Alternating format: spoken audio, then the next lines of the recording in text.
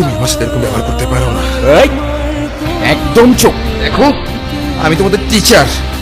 একদম চুপ। টিচারের রেসপেক্ট জানোস তুই? হ্যাঁ, তোমার আইডিয়া নাই আমি তোমার কি করতে পারি। আমার পাওয়ার সম্পর্কে তোমার কোনো ধারণা নাই। আরে রাখ তোর পাওয়ার, আমরা পকেটে রাখি আর পাবলিকের মায়ের সামনে সব খাওয়া নাই। তুই তোর পাওয়ার দেখাবি না? হ্যাঁ, চল দেখা তোর পাওয়ার। আমিও দেখবো না কালকে থেকে কেমনে চলে তোর টিউশন আর কই থাকে তোর রেপুটেশন। হারাম।